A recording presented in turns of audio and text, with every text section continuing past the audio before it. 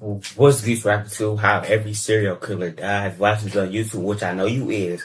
Like, comment, subscribe to the push notification, get notification every time I drop a video.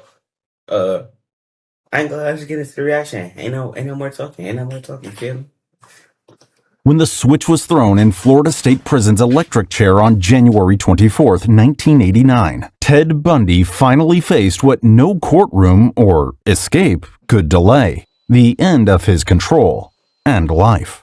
In the days before his execution, Bundy was calm and cooperative. He spent hours with investigators, confessing to more than 30 murders committed between 1974 and 1978. Though, You killed 30 people? One was not enough? I'm scared to kill somebody. I might throw up. That rhyme! Yo, I just made a rhyme in 30 seconds. I might just turn into a rapper. most believed the real number was even higher. He offered excruciating detail, but not remorse, saving what he knew as bargaining chips he would never get to spend. At 7:06 a.m., Bundy was escorted into the execution chamber. Witnesses included officers, journalists, and relatives of victims. After he was strapped into the wooden chair, electrodes were fixed to his leg and scalp. His final words were simple: "Give my love to my family and friends." When the current hit, 2,000 volts surged through his body for nearly a minute. The smell of burning material filled the room. At 7:16 a.m., a prison physician pronounced him dead. He was 42 years old. Outside, a crowd of 2,000 people celebrated, waving signs, lighting fireworks, and chanting, "Burn, Bundy, burn." The man who once manipulated judges, juries, and victims was finally gone. Jeffrey Dahmer was... He deserved it. He deserved it. He deserved it. He deserved it. He deserved it.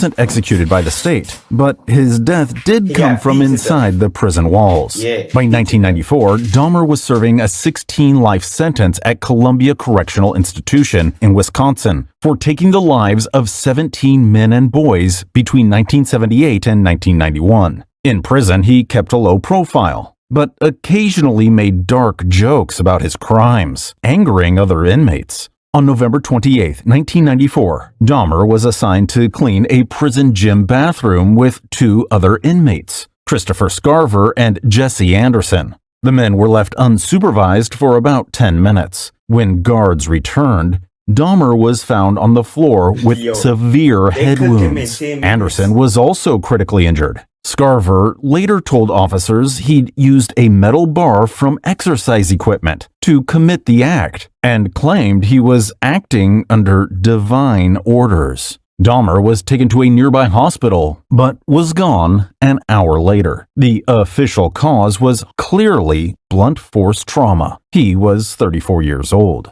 His body was cremated per his request. His brain initially preserved for study, but later destroyed after his parents disagreed about its fate. John Wayne Gacy's execution didn't go as planned, and when there was a problem with the IV, his end lasted much longer than intended.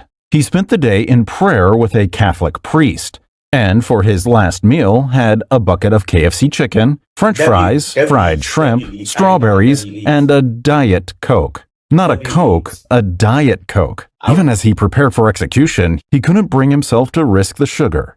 Outside the prison, crowds gathered to celebrate the end of a man who had taken the lives of 33 young men and boys. Shortly after midnight, Gacy was strapped to a gurney in the execution chamber. He appeared calm and even joked with guards. His last reported words were, "Kiss my ass." So that's your last words when you're about to die? 2,000 things is about to get in up your ass and your pee. 2 IV lines were inserted to deliver a 3-chemical sequence meant to end his life within minutes. But before the injection began, something went wrong. One of the tubes clogged, forcing a delay of about 10 to 18 minutes as technicians scrambled to fix the line and find a new vein. Gacy remained awake, restrained on the table. Witnesses described the scene as tense and awkward, with reporters later saying it was a botched performance, comparing it to an amateur surgical procedure. When the flow resumed, he closed his eyes and went quiet. At 12:58 a.m., a prison official pronounced him dead. He was 52 years old. His brain was later removed for study. Nothing special was found. Eileen Wuornos begged the state to execute her. She meant it too, and they accommodated. By her final day, she had spent more than a decade on death row for taking the lives of 7 men in 1989 and 1990. Her final years were filled with erratic behavior and conspiracy claims. In a letter to the court, she wrote, "I'm competent. Let me have my execution."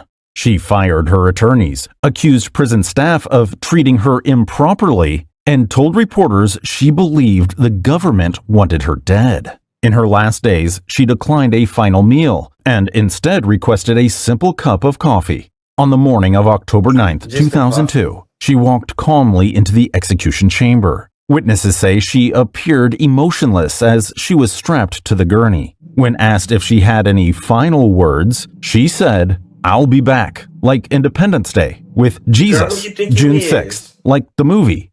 Big mothership and all. I'll be back." Whatever the heck that means. You're not God. At 9:47 a.m., the lethal injection began. Within minutes, her breathing slowed, her eyes closed, and doctors confirmed she had passed at 9:53 a.m. She was 46 years old. Now let's see if she Richard Ramirez, known as the Night Stalker, never made it to the gas chamber. Something else got to him first. He received a capital sentence in 1989 for 13 fatal attacks across California in the mid-1980s. But the appeals process dragged on for years. During that time, life for Richard Ramirez could have been worse. He got married to a journalist who had written to him in prison and continued to receive letter after letter from fawning admirers. Then, in 2013, Ramirez's health sharply declined. He had been diagnosed with B-cell lymphoma, a form of cancer. The disease spread quickly to his liver and lymph nodes, causing liver failure and secondary infections. He also suffered from chronic hepatitis C and other complications from decades of his illicit substance abuse. He was transferred to a hospital facility within the prison system, where his condition worsened still. He developed bed sores, chronic fatigue, and severe jaundice. I'm not gonna lie, if I was just a cop and I know somebody I'm arrested that killed 30 people, I'm beating his ass myself. I'm sorry, I'm shooting him with my gun 30 times. Play with 30 people. Saw him near the end, said he looked decades older than his age, with a waxy complexion, thinning hair, and a hollow face. At 9:10 a.m. on June 7, 2013, Richard Ramirez passed away from liver failure secondary to lymphoma. He was 53 years old. No family members claimed his body. Compared to his larger-than-life fame and legacy, Charles Manson's passing was pretty uneventful. By then, he had spent nearly 50 years in prison, serving multiple life sentences for orchestrating the 1969 Tate LaBianca incident. He was one of the oldest inmates in the California prison system. In early 2017, Manson's health began to decline. He was hospitalized several times for intestinal bleeding and other complications. Doctors determined that he had advanced colon cancer and failing organs, but he was too weak for surgery. In his final days, he was moved under guard from Corcoran State Prison to a hospital ward, where he remained conscious but frail. Staff described him as quiet and largely unresponsive. There were no official last words. At 8:13 p.m. on November 19, 2017, Charles Manson had passed away from cardiac arrest, with respiratory failure and metastatic cancer listed as contributing causes. He was 83 years old. His body was later cremated after several people fought over his remains, including his grandson and another man who claimed to be his son. Ew. After 12 years of terror and 2 years of trial, Andrei Chikatilo's passing lasted less than a second. This Russian madman had been convicted of 52 fatal attacks committed between 1978 and 1990. In court, he often ranted, laughed, and even exposed himself to the jury. But once he was found guilty and sentenced, he quieted down and kept it in his pants. He spent his final months in solitary confinement at Novocherkassk prison, calmed and detached, rarely speaking to prison guards. On the morning of February 14, 1994, he was taken from his cell without warning, likely not knowing that this day would be his last. Russian officials at the time gave no advance notice of the execution date, and after his appeals were exhausted, he was led to a small soundproof room and ordered to kneel. A barrel was placed to the back of his head and bang! No more Andrei Chikatilo. He was 57 years old. There were no witnesses, other than the officials there and, of course, the man that did the deed. Chikatilo's body was buried in an unmarked grave, its location withheld by the state, so no one really knows where he is. Albert Fish had been convicted of taking the life of a 10-year-old girl he lured from her home, a crime that exposed a lifetime of other horrific behavior. Fish claimed his acts were commanded by God, and I'm done. I can't do this video no more. Like, I'm subscribed to this one. Turn on Perseverance, do anything, do everything, please. I ain't gonna lie, I cannot do this video no more. I'm done. I can't do it no more. You feel me?